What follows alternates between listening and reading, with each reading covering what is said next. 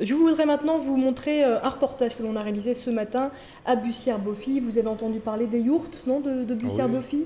Oui, c'est vrai que c'est quelque chose dont on parle pas mal en Limousin et au-delà du Limousin. Alors là, je vais lire ma petite fiche pour donner toutes les infos. 3 familles donc habitent en yourte depuis 2007, donc dans cette petite commune de Bussière-Boffy, dans l'ouest, le nord-ouest de la Haute-Vienne.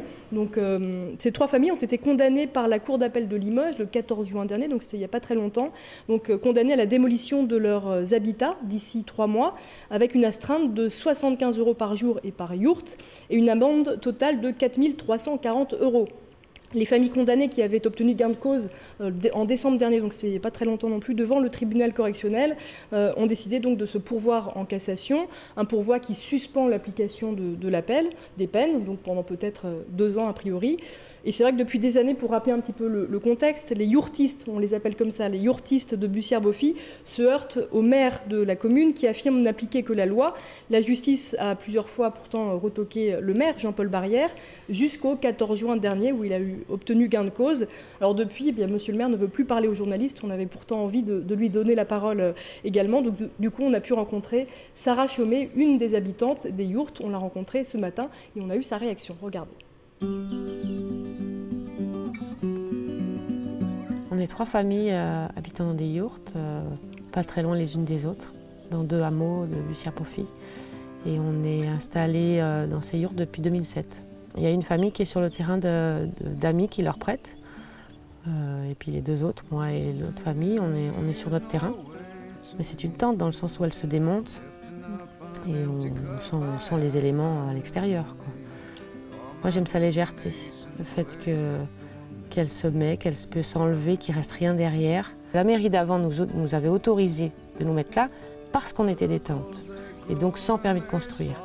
On n'est pas venu là en disant on va bafouer la loi. Il y a eu 6 procès en tout et on en a gagné 5. Et les autres, alors il y en a eu un sur la yourte, enfin 2 puisqu'il y a eu appel.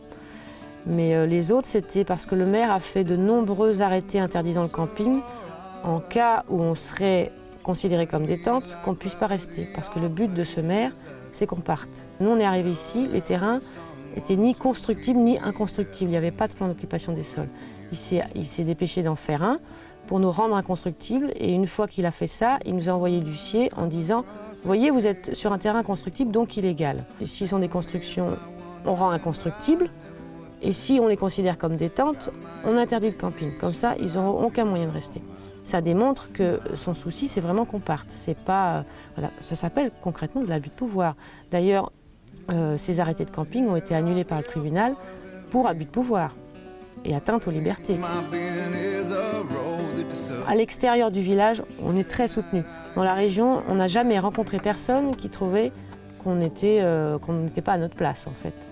Et dans le village, les gens sont réservés parce que bon, les gens n'osent pas affirmer. Le maire fait beaucoup de pression sur tout le monde. Mais tu cours pas, sinon elle a peur, la police. Ça devient un point où c'est flagrant que finalement c'est plus juste une petite guéguerre. Il est en train de mettre à la rue des familles avec des gamins, quoi. Des gens qui ne sont pas illégaux, puisqu'on a été régularisés, je le rappelle quand même, quoi. Le fait d'aller en cassation, c'est une manière de dire on n'accepte pas cette décision. Et puis derrière nous, il y a énormément de gens.